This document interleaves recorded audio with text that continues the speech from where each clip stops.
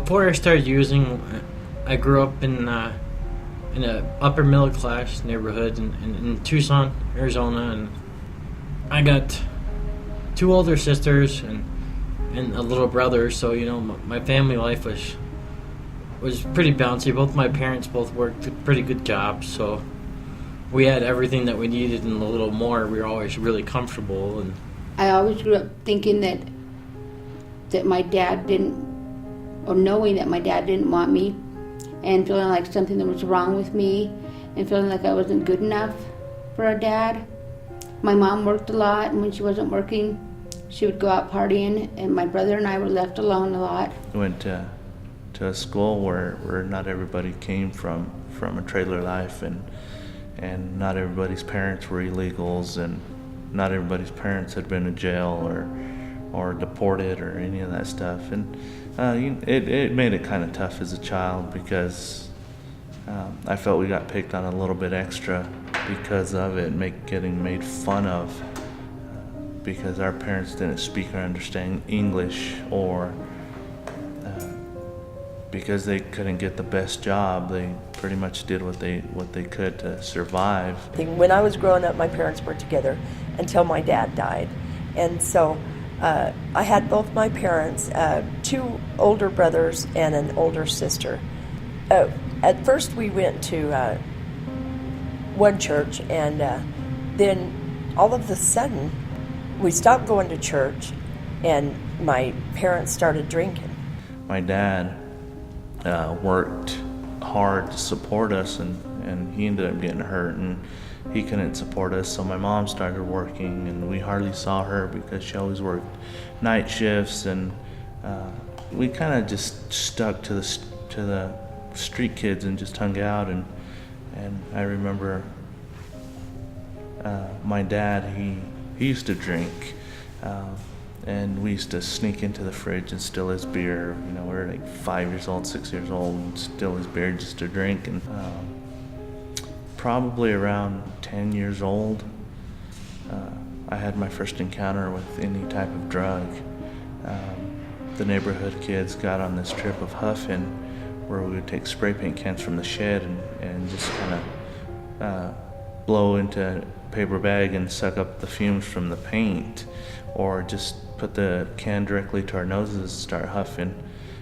And marijuana, we got a family into the neighborhood who one of the older siblings was really heavy into marijuana, and so it got us younger kids involved. Up until I was about 16, 17, I was all about studying, doing good, impressing people, getting the free movie tickets with my honor roll grades every month, and sports and everything. That was my world. I mean, I excelled in that, and I was just awesome at it. I took a cooking class in school, and just by chance, everybody that was sat at my table was a little clique of little partiers, and talking about how much fun they had on the weekends, getting drunk on the weekends, going out with these guys on the weekends. And they asked me if I wanted to go, and it took off from there. I was just about the peer pressure and trying to be cool and going out and having fun and being stupid and getting drunk, even coming to school drunk, smoking pot, doing cocaine. Then, like that, my grades started going down. And I saw that happening, and I didn't care. the first time I ever used this is I was in 6th grade, and I think I just turned 12, and not even 6 months before this, I finished the DARE program. It was mandatory in Arizona that, by the time most kids got out of elementary school, they went through DARE or some kind of an equivalent program about substance abuse, and at the end of it, they passed around various drugs, so we knew what they looked like, and they tell you what to stay away from and things like that. And one of the drugs that they passed around was a little bit of marijuana, so I had to smell for it. And when I was 12, my older sister was getting in quite a bit of trouble herself, and my parents both worked graveyard shifts at the time, but by the time we were all old enough to kind of get up and fend for herself, or my sister was tasked with mostly looking after us when they were at work. So she would have friends over a lot, and I could always hear him coughing, and it always smelled something extremely funny from that back room, but I never knew what it was until I'd finished there. And one night, I knew they were in there, puffing away. You could smell it. The house completely stank of it, so I went and beat on the door, and I told her, I know what you're doing in there, sis, so you should probably come out and talk to me now about it.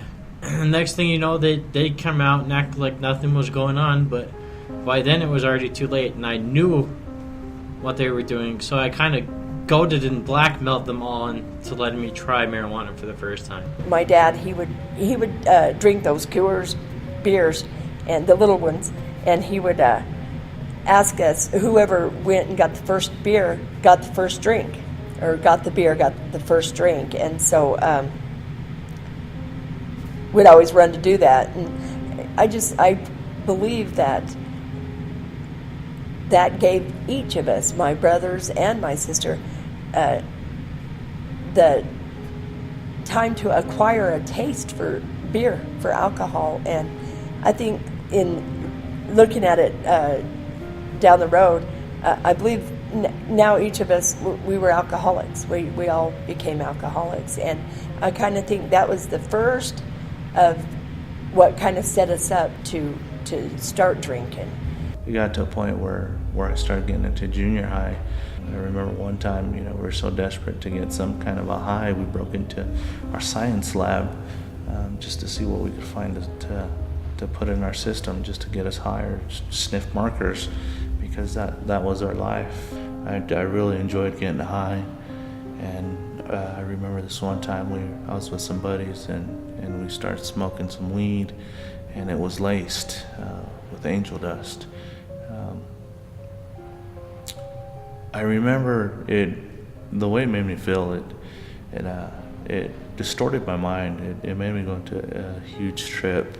We were driving down the road, and I could not see through glass because my mind was just out there. We probably looked like idiots because we were driving down the road with our heads out the window to try to see straight. I'd mentioned it to a person, and they're like, "Hey, you know what? I got something for you to try." And this was around Thanksgiving.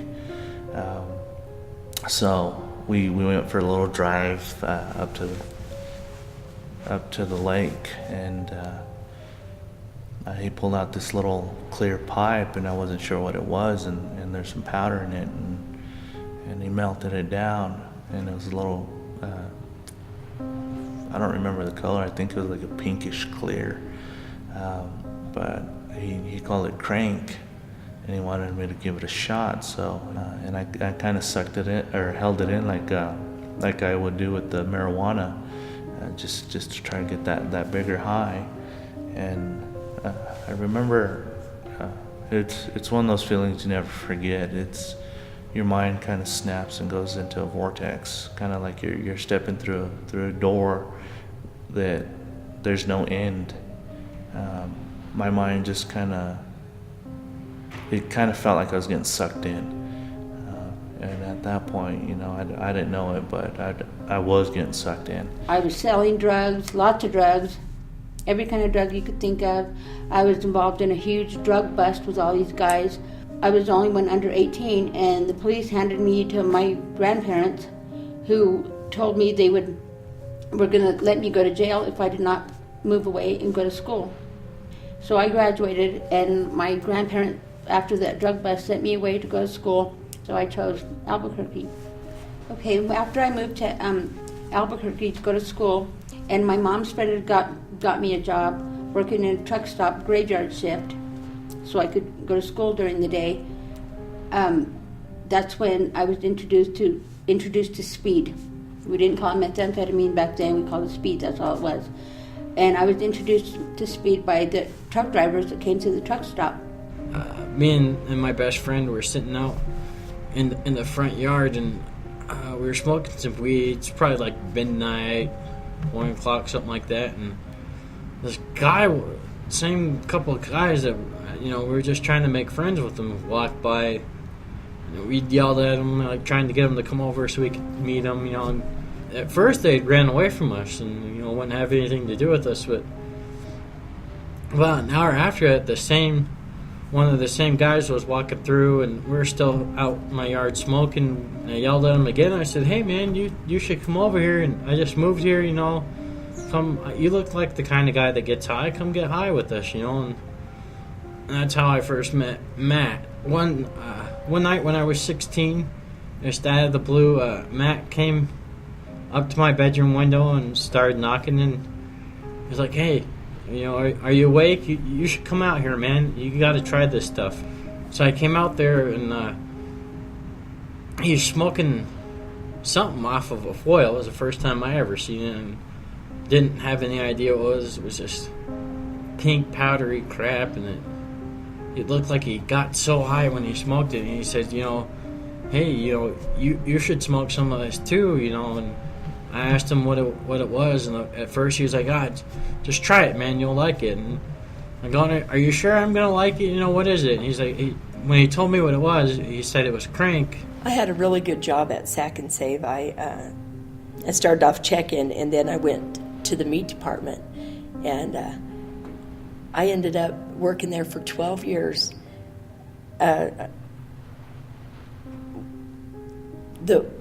The reason I quit is I got really strung out. I started doing the meth and started shooting it. My neighbor had introduced me to shooting it. I was already snorting it when they moved in next door, but her and her husband had introduced me to shooting it. The drug, it's no respecter of persons. You could be doing, well, anybody. It'll take anybody that'll let it.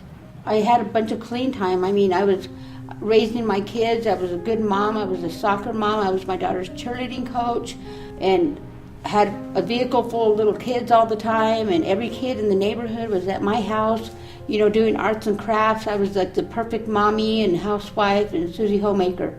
And then I had an opportunity to buy a lingerie shop, and I did that. And that kind of separated me from my husband a little bit until a friend of mine that I had working for me part-time, and I wasn't even aware of the fact that she was using meth. And then when she brought it up to me, she was asking me if I wanted to get high. "Do you want to get high? Do you want to get high?" And I told her no. And then one day I said, "Screw it," and I did it. And got sucked right back out into that world again.